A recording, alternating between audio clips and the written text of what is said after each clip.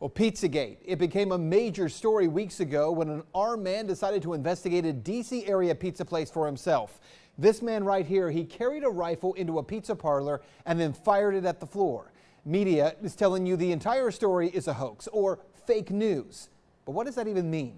I spent the last month investigating. So what exactly is Pizzagate? And are there any actual facts to support the story? I've got to warn you, what we're going to talk about tonight will be disturbing to some people. But this is a reality check you won't see anywhere else. Pizzagate actually comes from the WikiLeaks release of hacked emails from Clinton campaign chairman John Podesta. In all, WikiLeaks dumped around 50,000 email messages, and it was from those emails that the claims that John Podesta may be part of a child sex trafficking ring come from. Now, to be clear, not one single email in the Podesta emails discusses child sex trafficking or pedophilia. That is a fact. But there are dozens of what seem to be strangely worded emails dealing with pizza and handkerchiefs. Self-described online investigators say that those words in the emails about pizza and the talk of handkerchiefs is code language used by pedophiles. So how did a DC pizza parlor get pulled into the story? Well, again, read any mainstream report and they indicate that Comet Ping Pong Pizza was somehow linked to this fake story and has no relation to anyone involved. But the truth is, that's not true either. What media is ignoring is that the Comet Ping Pong Pizza place is actually referenced in the Podesta emails at least a dozen or so times, and that the owner of that place, James Alfantis, is a friend of John Podesta. He was actually named, this is kind of strange, by GQ magazine as one of the top 50 most powerful people in Washington. Yes, we're talking about a pizza parlor owner. Now let's talk facts here. There is no solid evidence that Comet Ping Pong Pizza is being used to run a child sex trafficking ring. But there are some very strange connections between Comet Ping Pong Pizza and a second pizza place 2 doors over, Besta Pizza, and the accusations of pedophilia. Now this is where things start to get strange when you research this story. Now to begin, I need to show you a 2007 unclassified FBI document. That document, according to the FBI, contains commonly used symbols by pedophiles to express their preference in children. I want you to see these images here. These are the images. Notice this one on the end, the triangle. That image signifies something called boy love. The pizza place next door to Comet Ping Pong Pizza, Besta Pizza, well, this was their logo until only a few weeks ago. Clearly, you can see that the Besta logo actually contains the same image, I'm going to show you again, as that boy lover image.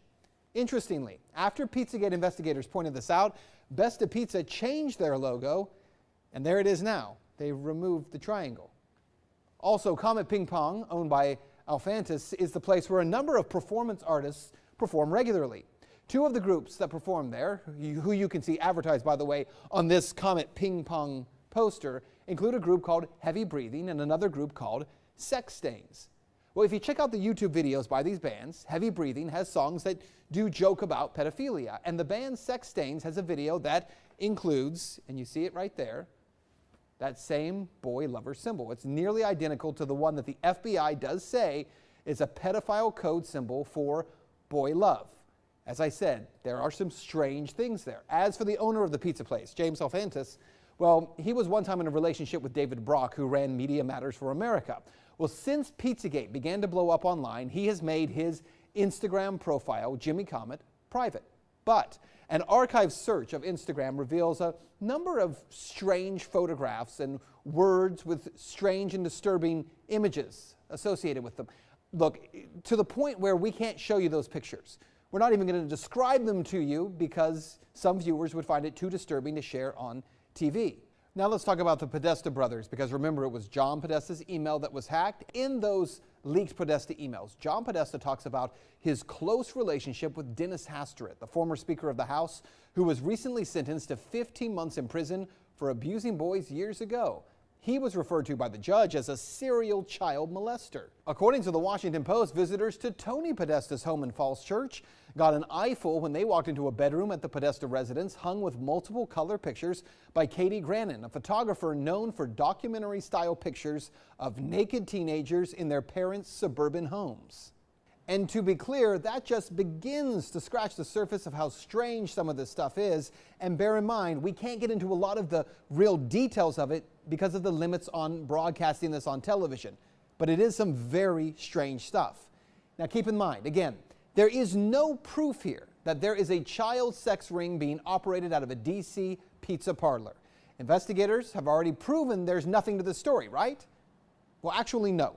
And that's what you need to know. For all that is here, there has not been one single public investigation of any of this. Not from local police, not from the FBI, no one.